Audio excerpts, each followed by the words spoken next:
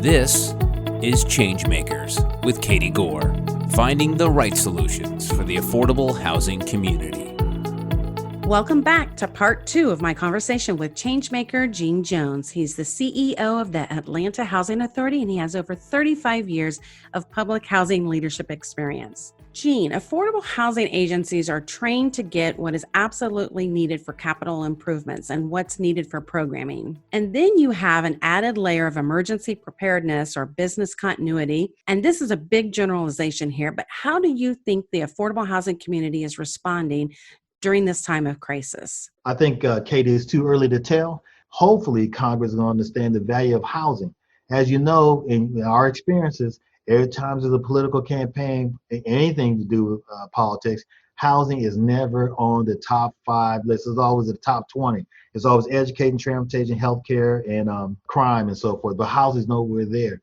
We're going to have a lot of homelessness. We're going to have a lot of chaotic about affordable housing. And Katie, as you know, affordable housing is that word is just doesn't make sense anymore in these days and age. It's the numbers, 60% below AMI. That's not affordable. I mean, they need to change whatever that name could be. I'm going to have some recommendations how they should change affordable, because it doesn't mean the same thing to all walks, and we use that so quickly. It says we need affordable housing. What is affordable housing now these days? And so we're gonna make some changes. I hope some changes that HUD that we'll look at, and I hope that the Congress will look at. I know Congressman Maxine Waters is coming up with a big bill, $100 billion. But you know as well as I do, New York City needs about $45 billion just to get the standards of housing out there. And so, they still don't allocate enough. And I think the practitioners are out there sitting at the table and showing the results of the good things that we do and how we can do better things, and we get the adequate resources at the same time. That means we need to have transportation, health care, we need veterans, we need the Department of Defense. We all need to sit down, because it's all critical for the success of affordable housing in neighborhoods. Well, this national crisis has sure showed not only that affordable housing is long overdue of being on the national platform, but on a human and individual basis, it's shown just how critically housing can be impacted. So earlier this year, you testified to Congress where you highlighted what Chicago had done in affordable housing and development. And you said that Chicago was fortunate to have sort of that continuum of public housing officials, talented people who are engaged in the community, and funding flexibility. But even yet, there's still a shortage, and there's still incredibly high waiting lists. So for people who don't understand this tension, explain what those dynamics are. Well, you got to have resources in order to infatuate some changes.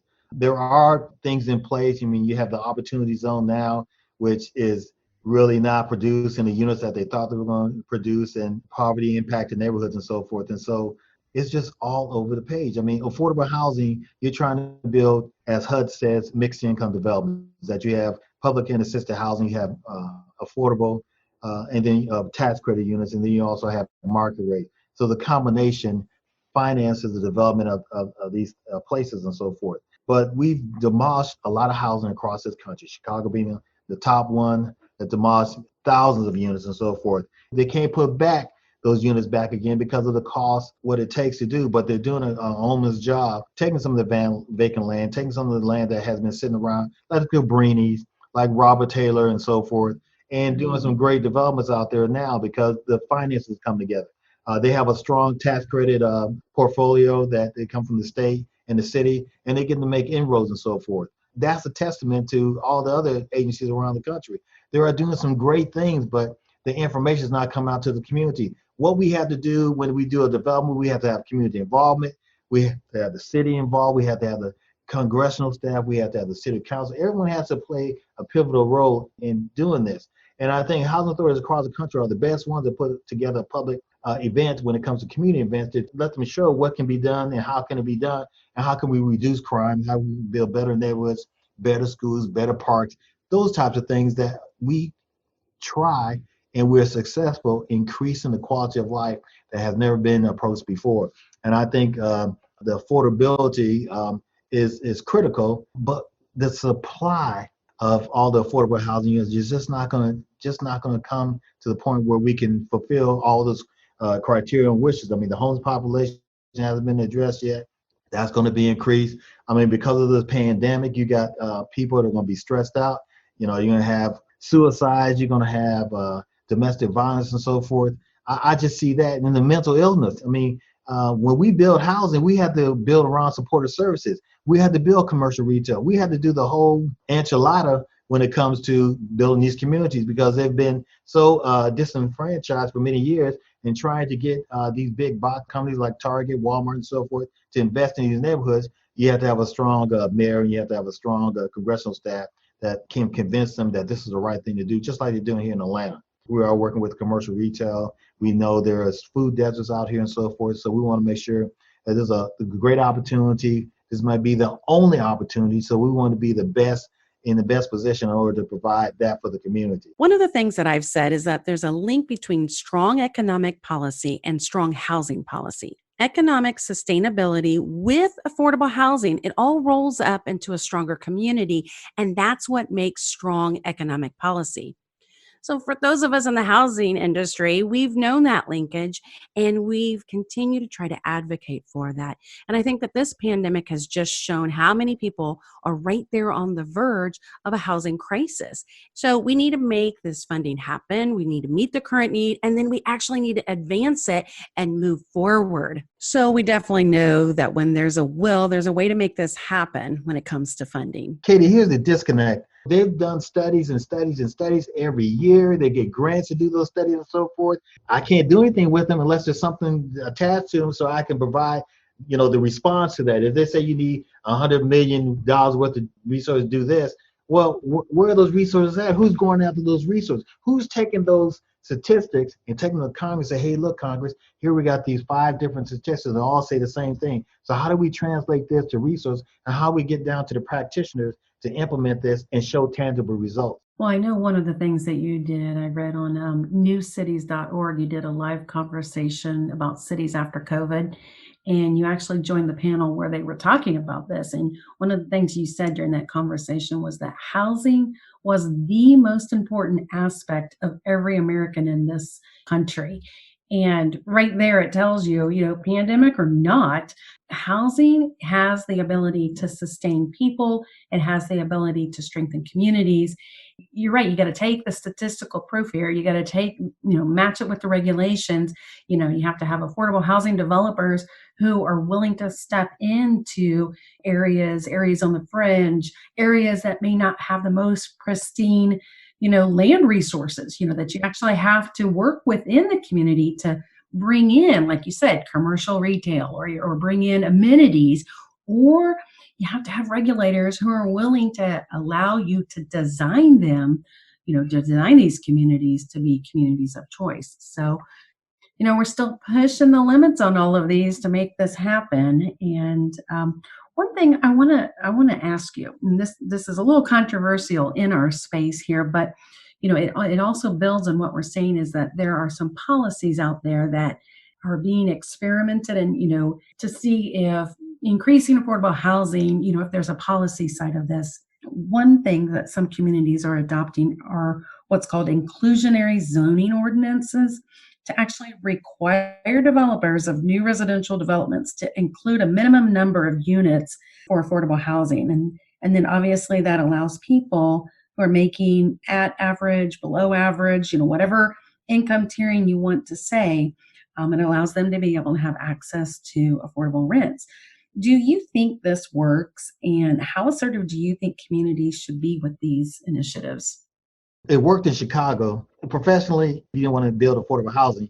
You have to take that money that you would have required and put it in like a trust fund or a kitty that the city of Chicago would maintain and so forth. And so out of those resources and so forth, the city can come back and say, okay, we want to build X at Chicago Housing Authority, some other CDC and so forth, which was good. You get affordable housing. But see, what I have a problem with is that why give them that kind of luxury? How come they just can't build affordable at that development and make it a great, better community and so forth? It just depends on how big there's construction going on and building affordable housing or market rate housing in your community and so forth. Because in some smaller cities, it just won't be able to be done and so forth. So how do you entice the developer and say, hey, look, unless you lived in public and assisted housing and so forth, they don't have an appetite to build affordable housing. It's always about money. Bottom line is always about money. How can you maximize and so forth?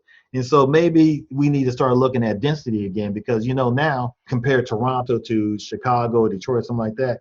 In Toronto, they build density. If you have 3 or 4 acres, they're not building sprawl. They're building straight up, and they make the thing work. Here in the United States, because of the Cabrinis and all the other different developments that we had high rises, we couldn't manage them because we had the adequate resources to manage them. And so they thought it was, doom and gloom and so forth. So we can't build density anymore. We need to start looking at that, because if the cost can come down, we build density, then that's another opportunity to build some more affordable housing in the city. You just got to have, one size does not fit all. Every community is different, and how do you format something specifically for that community that makes it work? So since we're on the topics here of controversial policies or controversial building approaches here, I want to ask you something.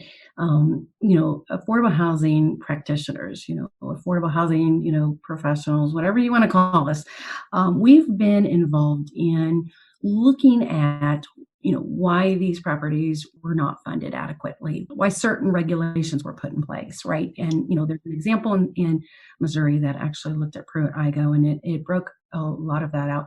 But at the core of it, there were some social and racial implications with what happened in that example. And, the root of my question is, have you seen how the modern civil rights movement has substantially altered any housing plans that are happening in place? I'm going to be very critical. You never see the NAACP, you never see the Urban League, you never see them going out and promoting and asking questions why we're not building more affordable housing in these communities and so forth. How do we disenfranchise and try to make people move from their communities in which they've been there for 25 years and not reinvest in that community, just like they would do in prominent areas in inner city and so forth? And I think everyone's been silent about it. Everything is like hush hush and so forth. Anytime there's a housing crisis, a earthquake or a hurricane or something like that, the first place to go to is a housing authority. See if you have any vouchers, you have any vacant units, how could we house people and so forth. We don't get our just due. We're always on the back seat until there's a crisis like this pandemic. That's going to be coming from the advocate group saying that we're not doing a better job, we're not doing a job and so forth, but not getting to the root cause of all of it. You've been a strong advocate and supporter of advancement programs. You've created and expanded programs that focus heavily on investing in low-income individuals and businesses that employ them. You've been controversial because you have such a direct approach. So tell me more about that, and if you plan to do something similar in Atlanta. I think you're talking about the Section 3 program, Katie. Everyone always stated that Chicago has a Section 3 program that's on steroids. Chicago was primed because of all the rehabilitations we had to do, all the new development that we had to do, because all the different new developments we had. Here's an opportunity. When you first get into a place, you get to hear all the criticism about what an agency is not doing and nothing positive in what an agency is doing. So you sit back and you listen, you say, okay, right. So, Section 3, our residents in any city saying, how come we're not getting any jobs? How come they're discriminating against us? How come we're not at the table? All those other types of things. And so Section 3 has always been a proponent with me. But Chicago had a greater need, because I could see the opportunity, the great opportunity for residents to build businesses and also to employ the residents in the surrounding community to improve their quality of life issue. I mean, the point is in housing is that you want people to be successful so they can move out, turn in their public housing residency or turn in their vouchers. Hey, look, we made it because of you guys giving us an opportunity. That means a house agency giving us an opportunity. We facilitate home ownership. We want you to get in their home. You can't get in a home on your own unless someone gives you the chance. And so the Section 3 program was phenomenal, because I said, here's an opportunity that we can establish a Section 3 office and really commit to getting residents, businesses off the ground, getting them seed money, and having them work for the Chicago Housing Authority. And in lieu of that, how can they use that experience and go throughout the whole state and also to other states based on their credibility, their credit history, their bonding capacity and so forth, and take their show on the road. And that's what we showed in Chicago, that it can be done. We had the resources, we had the talent, and so we put the two together and we dispelled all those types of issues about residents not being employed, not getting opportunities for jobs and so forth. And we created something that I think has been a model across this country. Very, very proud of that. but not every agency, and not every agency directly believes in Section 3, or in some cases they can't provide Section 3 because of the dollar amount that it would take to do that. So, with all of your success, how in the world do you pick what is your proudest housing achievement so far? I'm just proud of that. We did what we said we were going to do. Did I leave the agency better than what it was before I got there? I can absolutely say without a doubt, absolutely. I left nothing in disarray. We have never been over budget or anything like that. We always have a balanced budget. And so I pride myself on that. We did what we said we were going to do. There was no controversies, no scandals, anything. And I think I'm very proud of that. And plus, we have some legacies. I have legacies all across this country, not just the physical, but the emotional, the internships. That's another big thing for me is the internship for these young people who are out of college or going into college or graduate from high school. Give them an opportunity, let them be successful and so forth. All those types of things is that makes me proud that people are successful. They write back to me and say, because of you, because of what you've done, we got to do this. Or my parents are proud, you give them opportunity and so forth. And so, Katie, I don't have a big old ego. I don't need to go out there and look for it. I do what my abilities and my experience.